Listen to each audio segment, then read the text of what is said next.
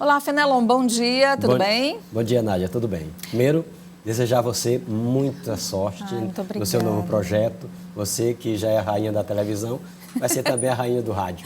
Ai, Fenelon, que responsabilidade, que desafio, mas estou com fé em Deus que tudo vai dar certo. Eu tenho certeza que sim. Obrigada, viu? Pela torcida de sempre, né? De com sempre, certeza. Todas as apostas. Fenelon, hoje 40 anos sem Petrônio Portela, que foi uma das maiores personalidades políticas do Piauí. Olha, não só do Piauí, mas do Brasil. Petrônio Portela, ele chegou a ser colocado como um dos 3 grandes políticos na segunda metade do século XIX.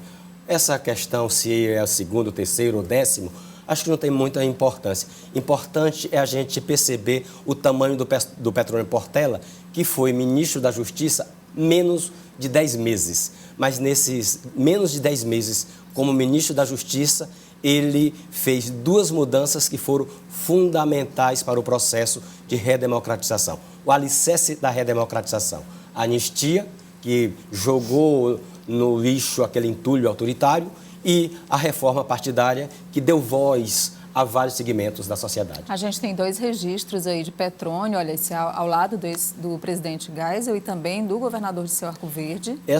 Esse registro é quando o Geisel veio a Teresina fazer inaugurações. A gente tem aí de Seu Arco Verde, que era o governador na época, tem Petrônio aqui do lado, isso é uma foto do arquivo da Fundação Getúlio Vargas, vamos registrar. Para você que não conhece, eu não lembro, Petrônio é esse que está aí com os braços assim, cruzados de óculos. E lá atrás, entre o Dirceu Arco Verdes e o Geisel, a gente tem outro piauiense ilustre e muito importante na época, João Paulo do Reis Veloso, aquele também de óculos. Que faleceu recentemente, inclusive. Exato.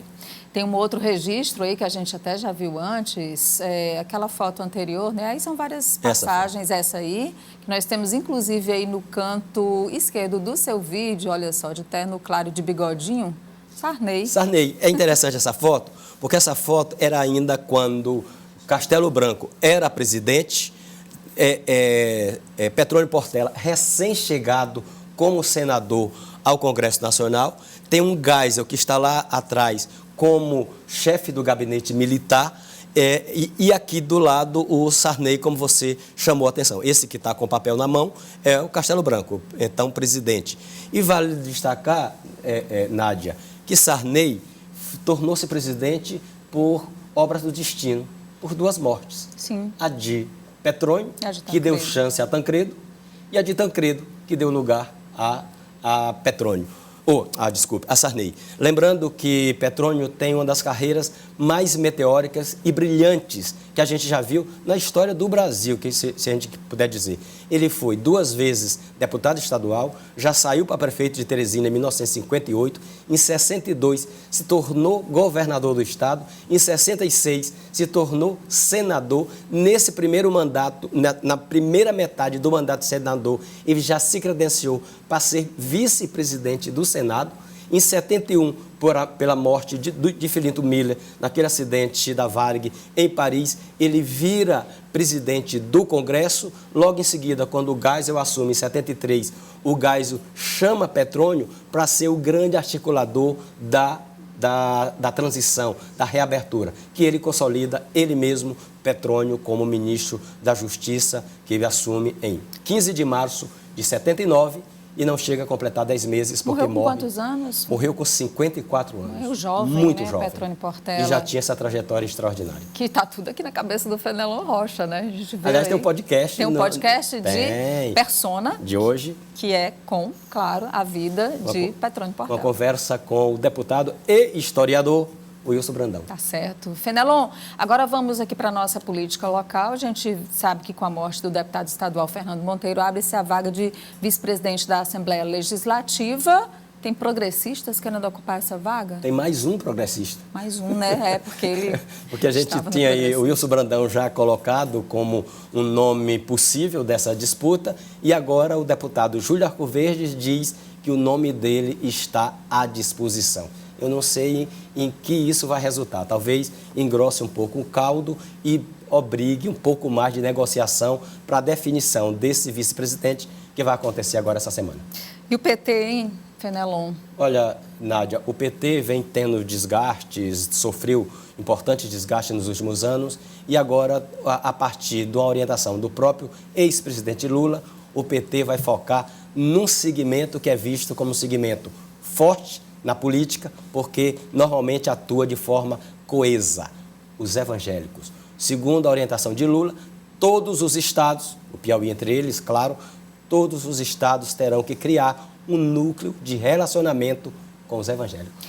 Vamos aqui, só para fechar o nosso ponto de vista com o Fenelon, trazer aqui uma atualização sobre essa tensão internacional, o clima que realmente, como a gente previa, vai ficando mais tenso, envolvendo não só Estados Unidos e Irã, mas países aliados aos dois países, né? O Irã anunciou que vai retomar o programa nuclear, que não tem nenhum interesse de não reagir aos ataques norte-americanos. O presidente Donald Trump já anunciou pelas redes sociais, como sempre, hoje a seguinte mensagem, Fenelon. Nós temos aí, olha só, esses posts de mídia servirão de notificação ao Congresso dos Estados Unidos que, se o Irã atacar qualquer pessoa ou alvo dos Estados Unidos, os Estados Unidos reagirão rápida e totalmente, talvez de maneira desproporcional. Esse aviso legal não é necessário, mas é concedido mesmo assim. Isso porque a presidente da Câmara dos Estados Unidos reclamou de que esse ataque dos Estados Unidos ao Irã na semana passada, que matou o general Qassem Soleimani, não foi compartilhado pelo presidente Trump com os parlamentares norte-americanos. Porque lá a Comissão de Relações Internacionais do Congresso tem muita força e normalmente os presidentes dão satisfações dos seus atos fora dos Estados Unidos a essa comissão, que mantém, obviamente, segredo sobre qualquer gesto. Então, há essa cobrança. Mesmo assim, ele reafirma esse propósito de ataques, faz do espaço da rede social a comunicação ao Congresso, né? É uma coisa nova, né? Mas, de qualquer forma, mostra a tensão que está estabelecida nesse momento. A reação do Irã é no sentido de dizer, olha, o acordo de 2015 que nós assinamos e que representava as limitações no programa nuclear iraniano, ele deixa de existir na medida em que os Estados Unidos não cumpriram também algumas regras. Isso quer dizer o quê?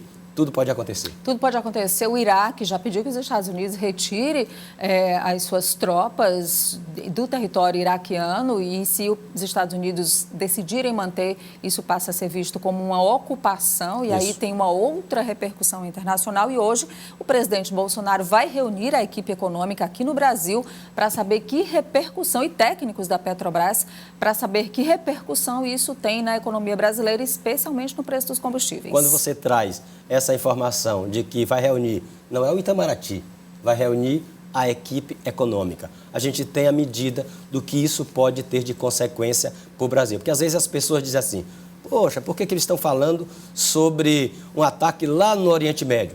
Porque tem repercussões aqui, sim. E no seu dia a dia, viu? No meu, no seu, Fenelon, no nosso, de todo mundo. Obrigada, Fenelon Rocha, no Ar, na Acorda Piauí. Sempre um prazer estar com você. Cidade Veja. Até logo mais. Até lá.